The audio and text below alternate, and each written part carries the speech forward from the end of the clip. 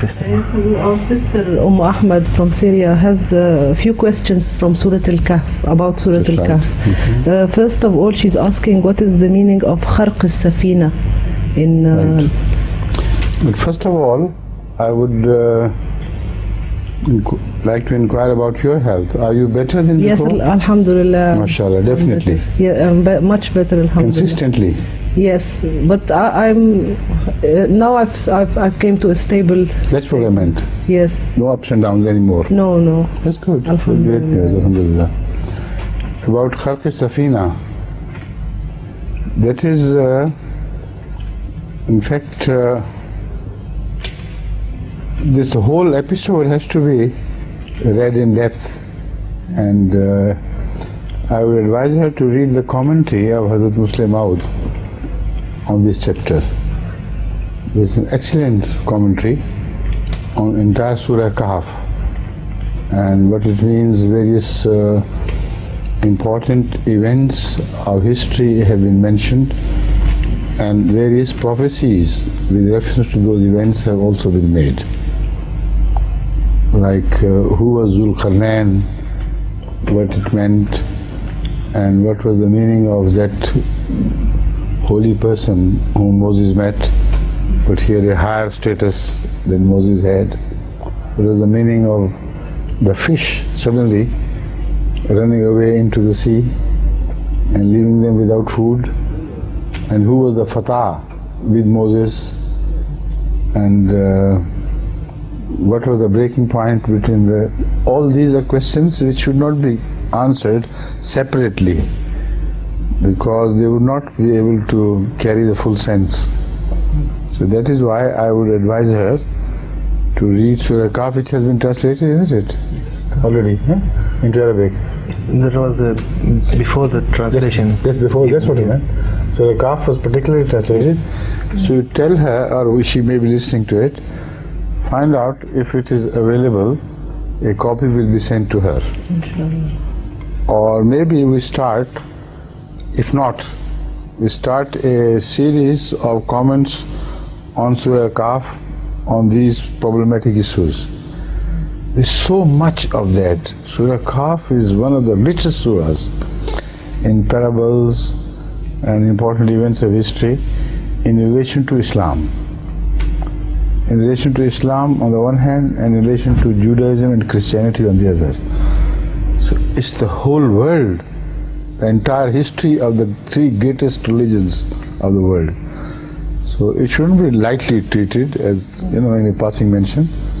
So either we have to take it fully up, but I think if we have the translation into Arabic of Surah Kehef, that will be a great thing. Absolutely fantastic reading. Right? Sound. Yes. Jidarain mentioned there. One jidar which makes a barrier between the invading nations and the one which is defenseless, and one jidar which is about to demolish itself, to disintegrate and fall, and it is re-strengthened till the time that the people are capable of drawing their benefit, which is buried underneath. So they are all full things of potent messages for the future. For instance, this particular wall, which is about to be dropped, to be demolished by itself, and underneath there is a barrier. That could be the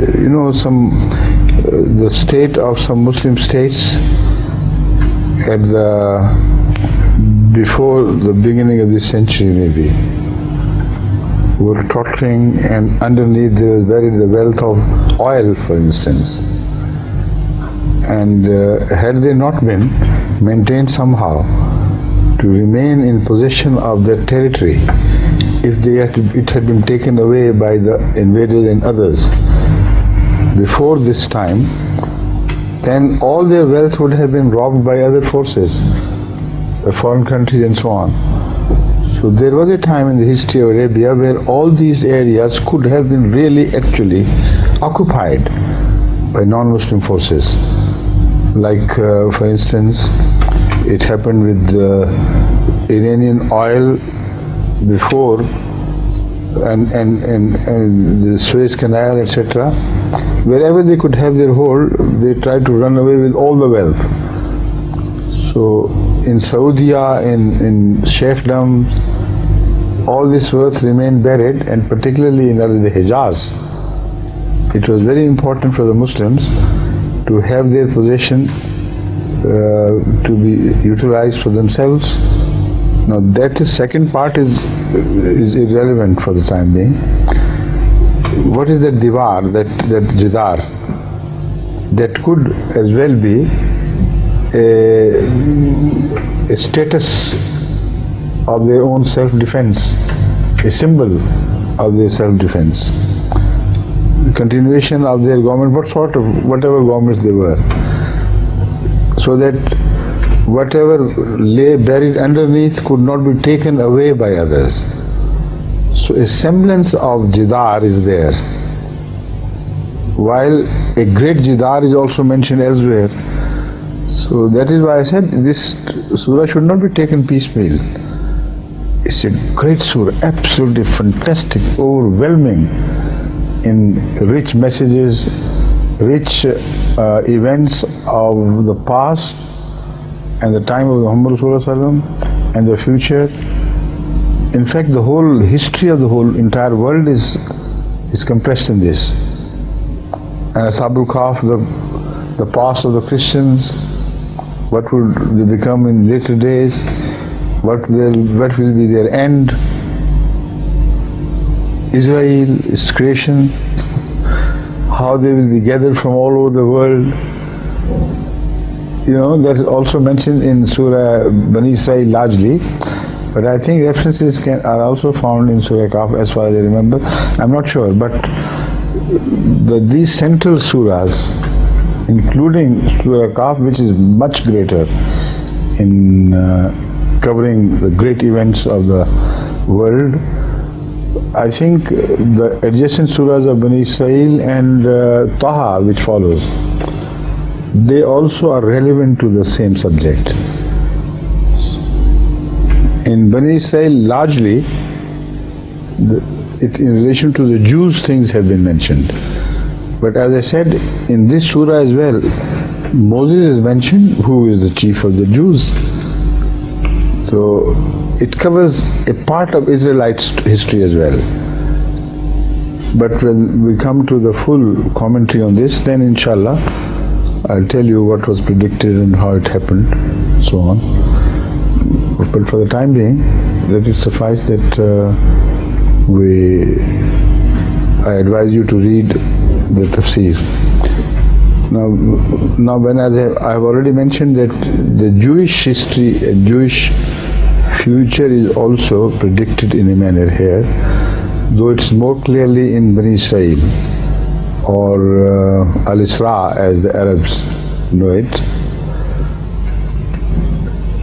The most important thing is the mention of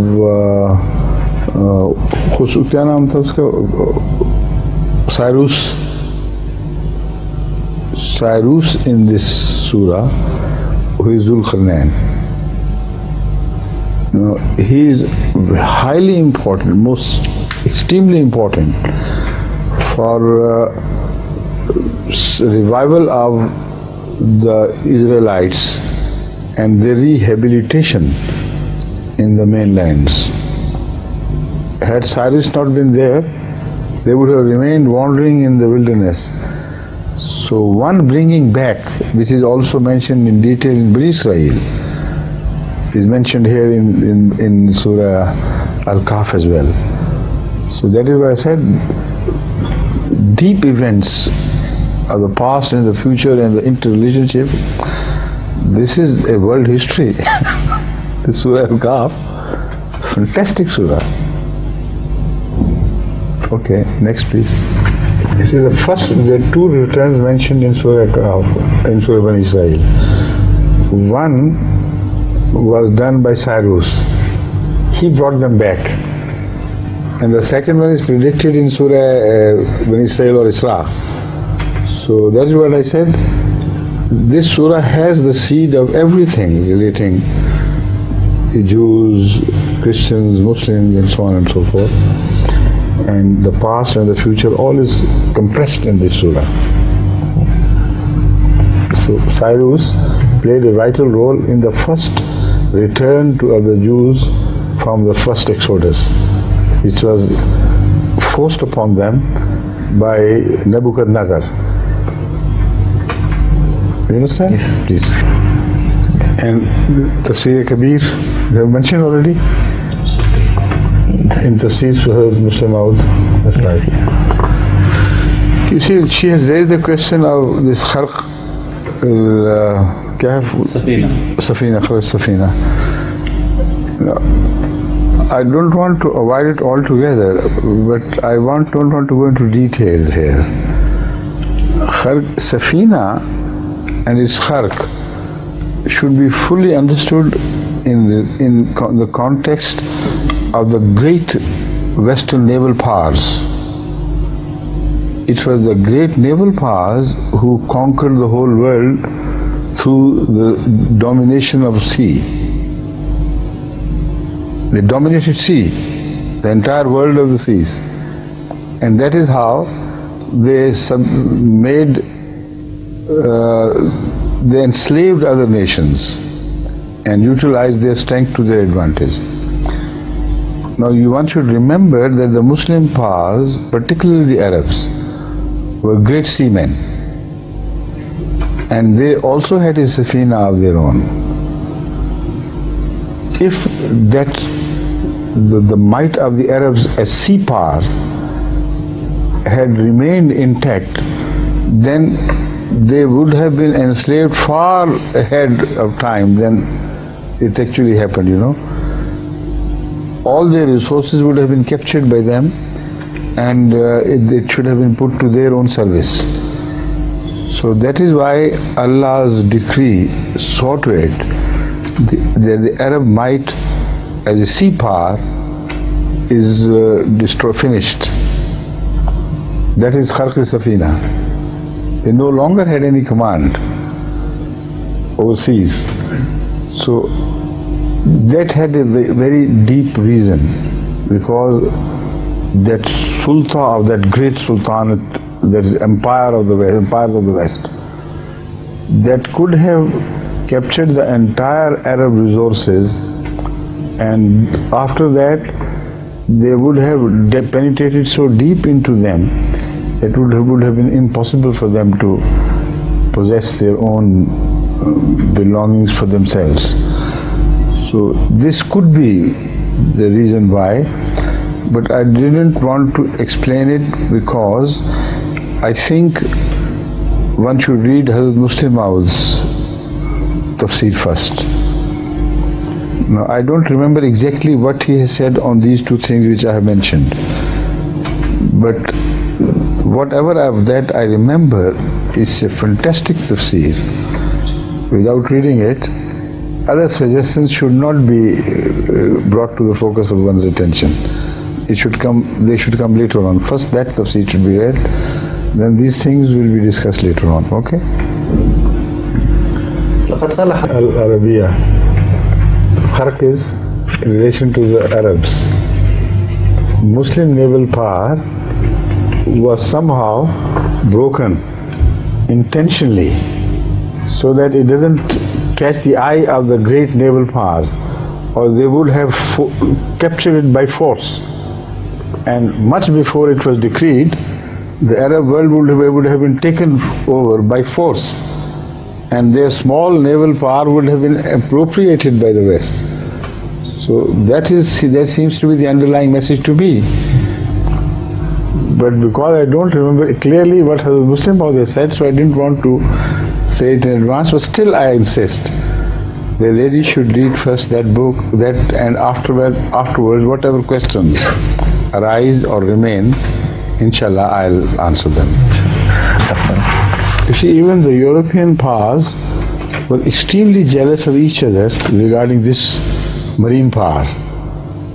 and many a great war was fought between them entirely out of jealousy, because when the Spanish Armada rose to its height of fame for its power and strength, the British destroyed it. You know what? Why is Nelson so famous? You know,